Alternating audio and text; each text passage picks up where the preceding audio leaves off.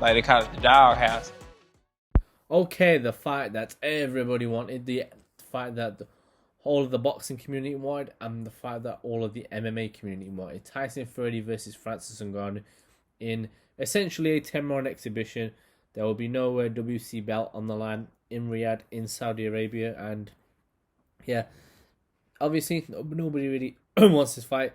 It's a fight that I think we knew it was going to happen for a while. It's been spoke about. When Fury knocked out Dylan White, he got in the ring and Ngannou, and it was kind of teased back then. And yeah, we're getting a fight that, essentially a crossover fight. There's nothing more than an exhibition fight, really. This isn't really the same as Conor and Floyd, I don't think. Floyd fought Conor when he was retired, and Conor at the point when he was fighting Mayweather was the biggest star in the UFC, was one of the biggest sports stars in the world. Ngannou's a big star, but not really, I think, at a point where I would like to see Fury fight him. And for Fury, he's an active world champion today. So it's very different from Floyd, and that is exactly why I feel this is a weird career move from Fury. But, I got over it a while ago, and to be honest, I don't really think it's in any of our interests with telling another fighter who he should and shouldn't fight. Don't get me wrong, in boxing we want to see the big fights, and supposedly we are going to get Fury Usyk in December. A very quick turnaround, so I'd assume he thinks he's going to blow Ngannou out quite quickly in this one. But yeah, the fight that's, again, not really that interesting, but there certainly is a with Ngannou, and this is probably the difference. I actually think Ngannou's got a better chance in this fight than what McGregor did against Mayweather, because Mayweather's whole thing was not getting hit, and McGregor's style was not suited to boxing. He was essentially a kickboxer / karate expert who, walked you down and was able to ping you with his left hand. Ngannou's style isn't suited to boxing. You got to understand, there's a very big I want to say a lateral difference in boxing and MMA. If you look at the way some MMA fighters throw punches, it's horrible, but there's very rare, I think I've ever seen an MMA fighter throw punches, and I've kind of felt like that shot would work in the boxing ring. Like, you look at the way Kamaru Usman knocked out Jorge Masvidal. Straight right even. Right down the pipe and knocked him cold. That shot, realistically, unless you're having a back and forth exchange and a fighter had his hands really low, wouldn't really happen in boxing. And I think same thing with you look at McGregor Alvarez, when McGregor pinged him with about 3 or 4 shots in a beautiful combination, really wouldn't happen in boxing. So the distances are different and the spaces are different, and I feel it's something that not a lot of people really take into account. They can't just look at if a guy can hit hard or not, and I think Ngannou isn't really built stamina wise for boxing. I think, don't get me wrong, both sports are very physically exerting, but I personally think boxing, you don't really get I don't know, your stamina gets tested, but ultimately you're having to go forward for 12 rounds. You're not stopping. MMA, I'm not saying you can get breaks, but there are times where you kind of hold the guy in a clinch and kind of get that rest. You see a lot of times with wrestlers when they get hurt, they kind of hang on for dear life. DC versus Gustafsson is a good example of that. And I don't think really that MMA fighters transition that well to boxing. We're yet to see how a boxer would transition to MMA. We got Clarissa Shields, and she showed some promise, but I don't know. I feel the hands is going to be a problem for any MMA fighter if they fight a boxer in the octagon, but there's so much more. There's the leg kicks, there's the wrestling, the jiu-jitsu, the working the clinch. There's so much there. So, yeah, 2 different sports. 2 amazing sports, MMA and boxing, but ultimately, the distances, if you watch both sports, you'll understand what I'm saying. The distances, the sort of ability to close the distance is just very different, and a lot of stuff Ngannou did in MMA would not work in boxing. But if you look at Ngannou, though, this point in his career, 34 years old, obviously Fury 32, 19 MMA fights for Ngannou, 16 wins, 31 boxing fights for Fury with 30 wins. Obviously the one was that wasn't a win, was a draw against Deontay Wilder. But yeah, not a lot between them really. If you look at them, physically. And what I mean by this is both very big men, both very physically imposing. And I know Fury's taller and he has the reach advantage. He has a reach advantage and taller than most people. But, you know, Ngannou, I don't think Fury will be able to bully him the same way he's able to bully a lot of people. Ngannou is built like a truck, and I don't think you'll be able to push him around the same way he did to Wilder, for example. Because Wilder, whilst he's in fantastic shape, he isn't somebody who bulldozes people. He's someone who has to create space and throws those wild right hands, and eventually one just puts you out cold. But he's wild, Deontay Wilder, and I think that's sort of why Fury was able to kind of physically impose himself over him, because he's not somebody who has a real strong base like Anthony Joshua does, for example. So I feel Fury won't really have to, won't be able to do that. But obviously, naturally, Tyson Fury is going to be the favourite in the fight. If you look at Fury's last fight, obviously was the win against Derek Chisora. Before that was the Dylan White fight. For Ngannou, his last fight was the title defense of Cyril Gane in the UFC, which I was really impressed because he brought out a completely different side to Ngannou and excellent performance. Obviously, before that, he beat Miocic to win the belt.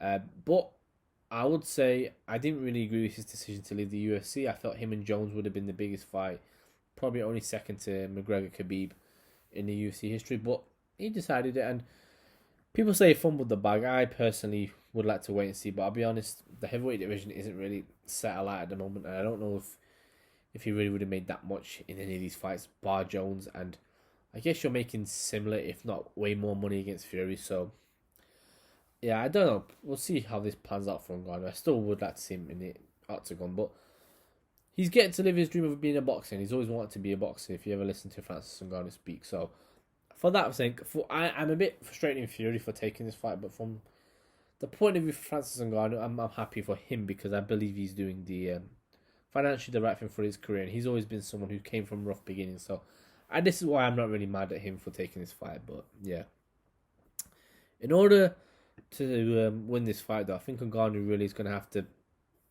He's going to have to hope that Fury's brain leaves his body, and what I mean by this is, or he leaves his head even, not his body. What I mean by that is, I believe the best bet for Ngannou is if Fury fights this fight with the intention to knock him out, because whilst Fury is the way more accomplished boxer, I mean, he's the boxer in the fight, but the difference with Fury now in comparison to him maybe a few fights ago, he's not as quick. His feet don't move as fast as he used to. He hasn't got the speed. He's sitting down his punches a lot more, which is good, but I still don't see that same quickness that I saw before. And physically, he's never really been in tip-top shape, Fury, but he does look a lot fatter than I think he actually used to be. If you look at him against Deontay Wilder, he was in fantastic condition and moved really fast, and he combined that sort of speed that he had with some sitting down his punches a bit more. If you look at him against Klitschko, another great example, he was so quick in that fight, and I think maybe it's just age, but I do think he's slowly slowing down. He also doesn't live the fighter's life or an athlete's lifestyle, so I think eventually that will catch up with him. But I think Ngannou could possibly, if Fury does fight this fight where he wants to stand and have a brawl with you, I could see in just Ngannou maybe catching him. The problem with Ngannou, I don't know if his power, he's stupidly powerful, don't get me wrong, but he's doing this with the small MMA gloves. Boxing gloves are different. Will that power translate? I don't doubt it because he's a heavyweight. This isn't like the McGregor Mayweather thing where McGregor was a 155 guy. Ngannou's a big heavyweight. And you look at it, I don't think I've ever looked at him in the UFC and felt like he ever looked small or looked like he didn't, like a guy was going to bully him. He's a bully in most of his fights, and I feel in this fight it's an intriguing one. But I know also the intriguing thing, I think Mike Tyson's in his corner, which I like that. It's a nice little story. But I think that's Ngannou's best bet in this fight. I think if I'm him, I'm like staying right in front of Fury and just, again, you don't have the boxing acumen to box behind the jab and then throw the right hand or to kind of just stay on the back foot. You need to just not take it to him, but stay in front of him, and I would just rip the body with all my will, because he's going to have the most power on Ngannou in these sort of first 4 rounds. After that, 5'6", he's going to start to slow. And I feel Ngannou's not really the type of fighter like Deontay Wilder does an excellent job of carrying his power all the way through the fight. Ngannou, traditionally, he knocks you out the first two. If he doesn't knock you out then, you look at the Cyril Gane fight, wasn't able to really catch him with anything because he's naturally bigger and he's kind of carrying a lot of muscle, which makes you fatigue a lot easier. But even then, the Miocic fight, the same thing. That 5th round in the first fight, he looked just done. So I just think, I just don't know if he will be able to handle that pace. For Fury, I think similar sort of game plan, but we're just letting Ngannou tire himself out, pop him with a jab, frustrate him.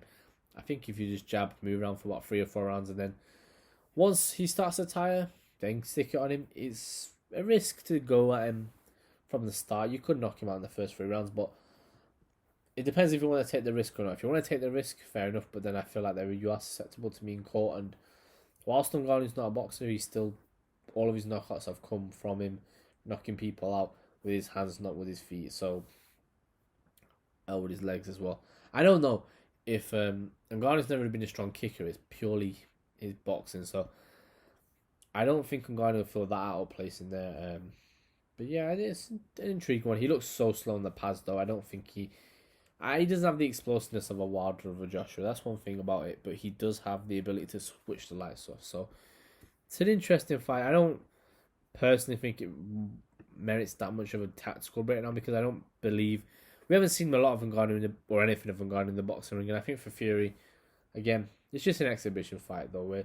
In terms of what my prediction is for the fight, though, I personally believe that Ngannou will tire himself out 3 or 4 rounds, and 5th round Fury will put him to sleep. Or actually, no, I don't think he'll put him to sleep. I think he'll put him down and then he'll just stop him on the feet. But for Ngannou, you're getting the payday. If Ngannou wins, however, that fumble the bag thing is going to be the best thing he could have ever done because he is then at the top of the combat sport world, and for his sake, I didn't really want McGregor to beat Mayweather. I wouldn't actually mind if Ngannou beats Fury because, one, I'm still a little bit annoyed that he took this fight, Fury, and two, I like Ngannou. He's always been quite a likable character. I like him when fighters who genuinely do actually come from nothing make something. So I like Ngannou, and I was happy when he beat. Don't get me wrong, I like Stipe, but I was happy when he beat Miocic as well because I think he did deserve it. So yeah, an interesting fight though. This one, Fury and Ngannou, not the fight we wanted, but we're gonna get it this weekend in Saudi. I think Fury gets it done. If anything crazy happens, I'll talk about it afterwards. But yeah, that's just my preview, and until next time.